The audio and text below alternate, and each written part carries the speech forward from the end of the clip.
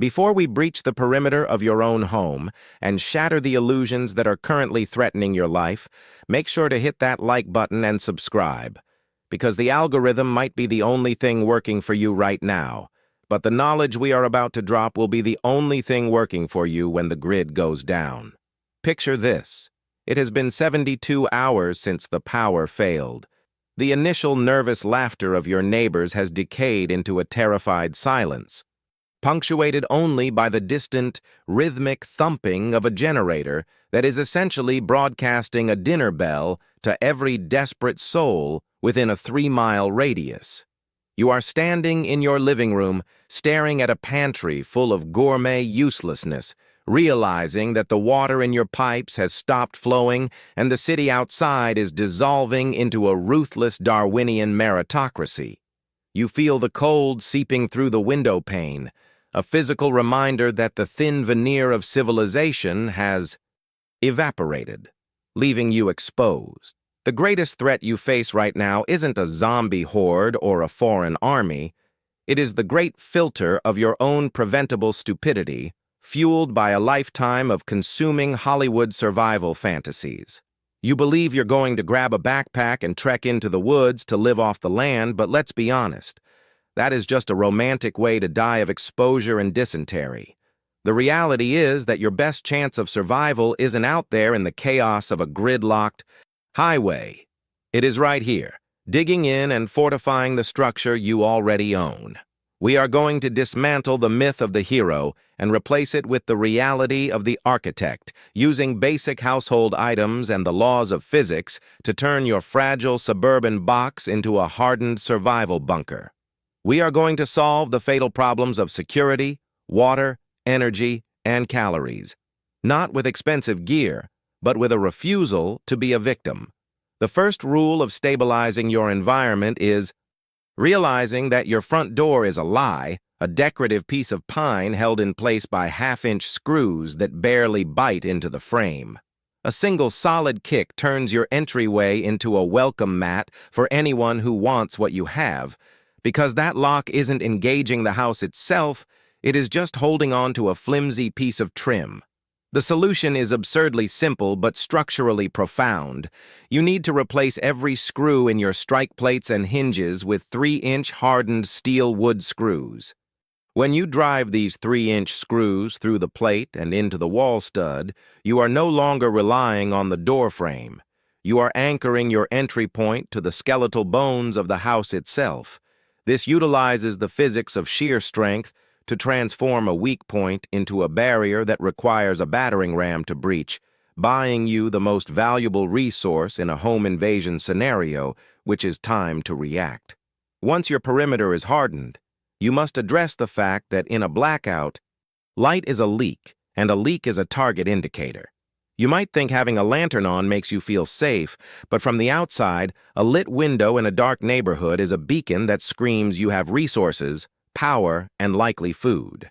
You need to implement total light discipline using heavy-duty blackout curtains or, in a pinch, contractor-grade trash bags taped to the window frames.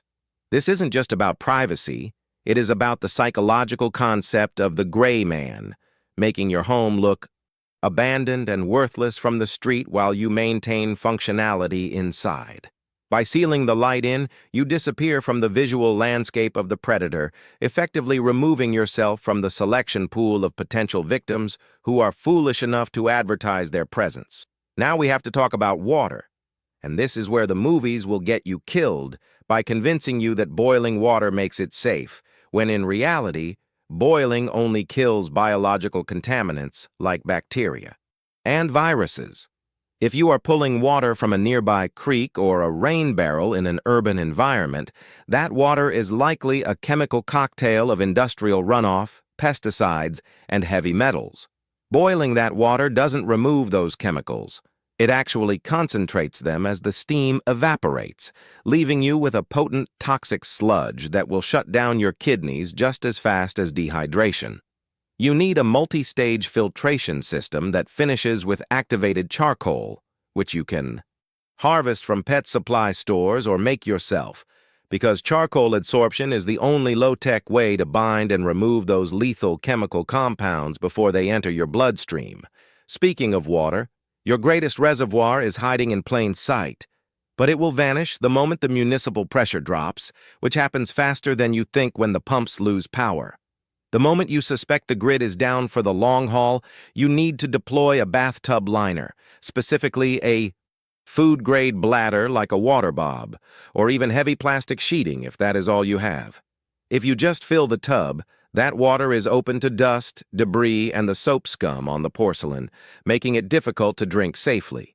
By using a sealed liner, you instantly secure up to 100 gallons of potable water, creating a critical buffer that allows you to bypass the initial panic and violence at the grocery store, keeping you off the streets when they are most dangerous.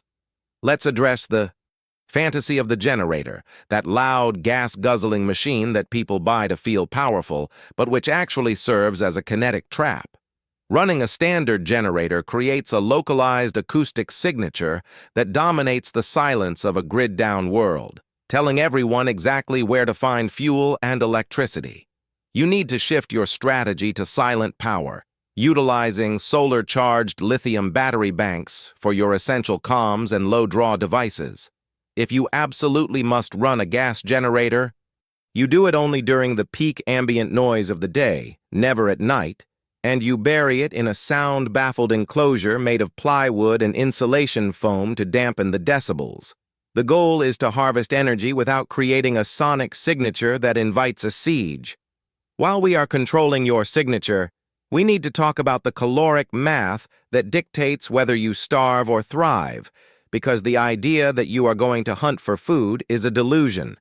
In a real collapse, the local game population will be decimated within weeks by thousands of other panicked amateurs, and the calories you burn hiking and hunting will likely exceed the calories you successfully harvest. You need to embrace the boring, unsexy reality of the deep pantry, relying on high-density staples like rice, dried beans, and canned fats that require zero energy to acquire.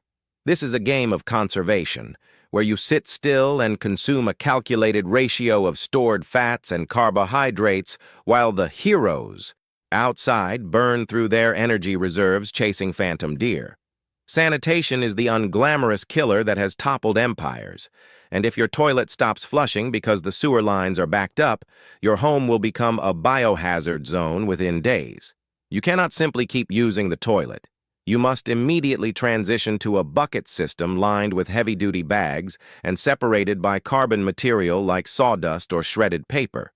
This separation of waste and the suppression of pathogens is not just about smell, it is about preventing the spread of cholera and dysentery within your own shelter. You are essentially building a dry composting system that manages biology so that microscopic enemies don't take you out from the inside while you are guarding against the threats on the outside. Finally, you must master the art of low-signature information gathering, because in the vacuum of a blackout, rumors kill. You need a simple AM/FM radio, preferably hand-cranked or solar, to monitor the emergency bands and the frantic chatter of the stations still on the air. But here is the expert edge. You listen, you do not transmit. Unless you have a specific, encrypted, and necessary reason to talk, you stay off the two-way radios, because triangulation is real and broadcasting your location is a violation of operational security. Information is a weapon, and you want to be the one hoarding it, constructing a mental map of the chaos outside without ever placing yourself on the board as a player. Fast forward to day 30, and the difference between the victims and the survivors is starkly visible in the silence of the suburbs. The refugees who fled to the woods with their bug-out bags have faced the brutal reality of exposure, and the neighbors who ran their generators are long gone, their resources stripped by those who heard the noise. You, however, are sitting in a home that looks dark and abandoned from the street, eating a warm meal of rice and beans, drinking water that has been chemically purified, and reading a book under the dim red glow of an LED that preserves your night vision. You are not a hero in an action movie. You are a bored, disciplined operator who understood that survival isn't about fighting the world, but about outlasting the panic. The Hollywood fantasy of the apocalypse is a lie designed to sell tickets, but the physics of survival is a law that never breaks. You didn't survive because you were the strongest or had the biggest gun. You survived because you treated your home as a system, you respected the chemistry of water, and you understood that silence is your heaviest armor. You let the others make the mistakes while you made a plan. Now, look around the room you are sitting in right now and ask yourself, if the lights went out in 10 seconds and never came back on, what is the first thing in this room that would betray you? Tell me in the comments what your biggest survival vulnerability is and hit that like button to keep this channel alive so we can keep you alive.